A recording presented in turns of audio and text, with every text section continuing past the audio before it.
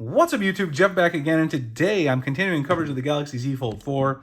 Today I want to talk about iPhone versus Galaxy Z Fold 4, and yes, I know the new iPhone is coming out very soon, but today we're going to do the Galaxy Z Fold 4 iPhone 13 Pro Max comparison. I'm going to talk about 10 reasons that the Galaxy Z Fold 4 absolutely destroys the iPhone 13 Pro Max. And of course, you guys know I love Samsung, so I'm going to be a little biased, but I do use iPhones and I use Apple products every day. I have a MacBook Pro, I have an iPad Pro, and I do have a couple of different iPhones that I use for video, including the one that you guys are seeing right here. So first of all, just notice how similar the colors are on these two devices, which I think is pretty cool. I have both the gold/beige model here of the Z Fold 4. I think that's pretty interesting. But let's get right into the list. And for this, I'm going to be using my Google Keeps Notes list as usual. Right there is a pop-up.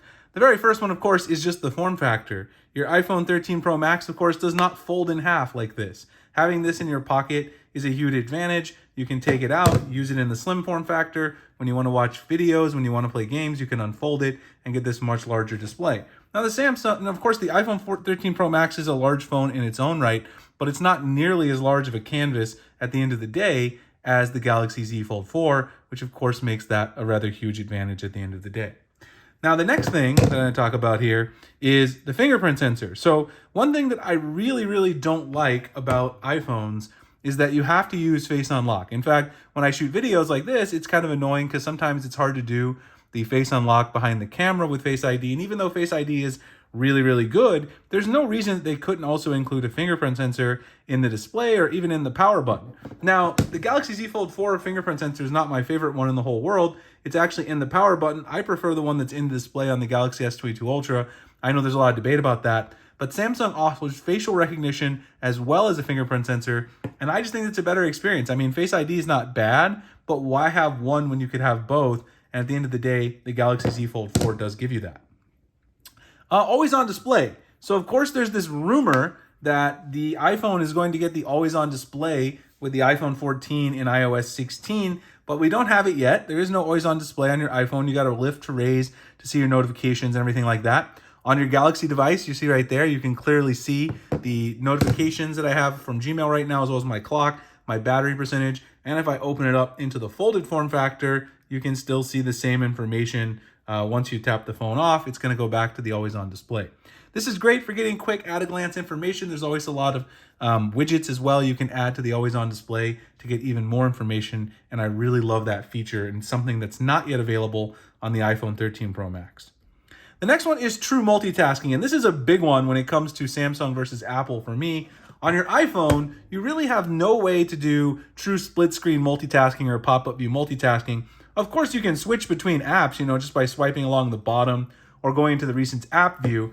But I'm talking about true multitasking like I can do on my Galaxy Z Fold 4. When I go into an app like Twitter, we have now the taskbar at the bottom, which makes this even easier to switch between apps. And then if you want to, you can enter the split screen mode by simply dragging an app up here and going directly into split screen mode. So you can see now I've got Twitter and I've got Chrome in the same window. I can drag that, down. I can make this a pop-up window if I want. I can change this in many different ways. You guys see I'm already using the pop-up window with Keep. If I go to Chrome as a pop-up window, it'll also include Chrome over there. I can have pairs of things that are in different pop-up windows. You can even have 3 apps at one time, side by side, just by kind of just dragging them from your taskbar. You can just take an app from over here and drag it. Like if you want to do YouTube, you just take and drag it from your taskbar, drag it wherever you want, and then you can get all of those things in multi-window view as well. So Samsung does an amazing job with multitasking. There's really nothing like that on your iPhone. And I don't know that Apple is going to bring that to the iPhone, mainly because they want to sell a lot of iPads, and it would be probably bad if they did that at the end of the day. The next thing is the S Pen. I actually don't have the S Pen out with me now, but this is a big thing, of course. It's not as big as it is with the S22 Ultra because, of course, the S Pen's not built in at the bottom to the Z Fold 4. I really wish it was. That's something I'd like to see. But if you do get, actually I have the case.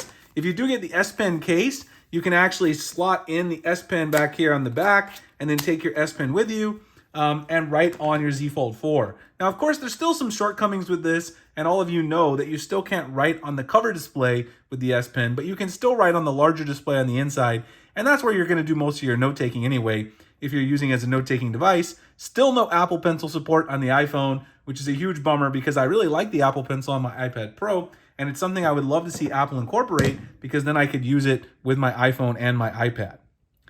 Samsung DeX is next. This, of course, is a huge feature for those of you who use Samsung. You can basically get a desktop experience on the go. So if you go into advanced features in Samsung DeX, you can essentially connect a keyboard and a monitor, and you can use this as a computer essentially, and then it's just fantastic experience. This thing is powerful enough to basically work as your PC interface, and you just need an HDMI or USB cable. I use this all the time when I'm on the go. It'd be awesome if the iPhone offered the ability to basically use this like a Mac computer, but of course, again, Apple's probably never going to do that because they want to sell more Macs. They have a really booming Mac business. I love my MacBook Pro, but being able to hook up your iPhone to a monitor and to keyboard and a mouse would just be awesome to use on the go as a desktop experience.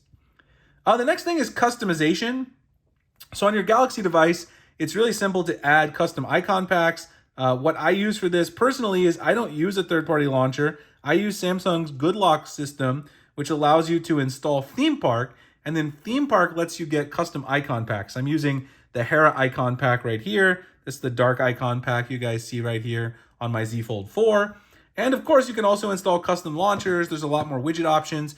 Now, you can get custom icons on your iPhone, but with the icon packs, you have to change the icons one at a time. It's incredibly tedious, and there's not nearly as many to choose from. I don't even bother on my iPhone because I'm not going to choose each icon separately from an icon pack. You know, if I have a uniform theme like on Android I can apply, I love to do that, but I'm not going to spend my time to do that because then I can't really switch the icon packs as often either. Wireless power share. This is a fun one for me too. I really enjoy. So wireless power share, I'll go in here and show you guys.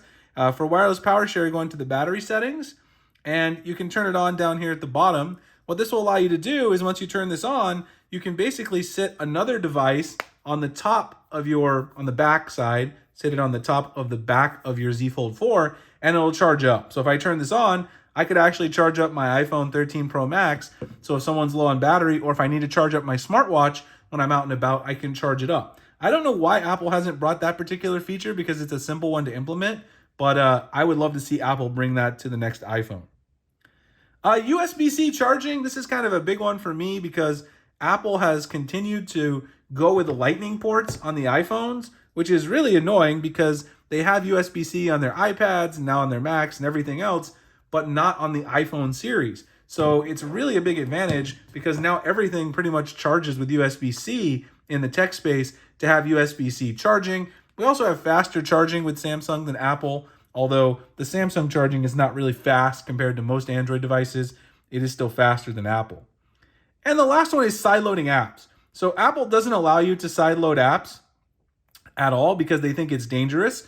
But on Android, we have sites like APK Mirror, where if you need an updated version of an app and it hasn't been pushed yet, or if you need an app that's from a third party and you trust that third party, you can download and install whatever software you want. Now, of course, it's not good to just download software, willy-nilly anywhere because you can get viruses, you can have problems. But if it's from a trusted marketplace like APK Mirror or some of the others out there, then usually you don't run much of a problem because they do check these for viruses. And it's just a more open, collaborative community to get APKs and to get apps. And Apple honestly is never going to allow that because they love having closed down access to their app store, which again helps them generate more revenue at the end of the day.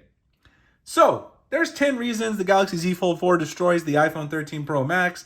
I will revisit this video when the iPhone 14 Pro Max is out in a few weeks. Of course, I'll purchase one for a comparison, but I have a feeling not a lot of these things are going to change. Maybe the always on display. If you guys enjoyed the video, like, comment, subscribe, hit the notification icon for future videos like this. If you want to purchase a Z Fold 4, check out my link in the description to get some great deals. I appreciate you guys watching this one, and I'll see you in the next one. Thanks a lot for watching.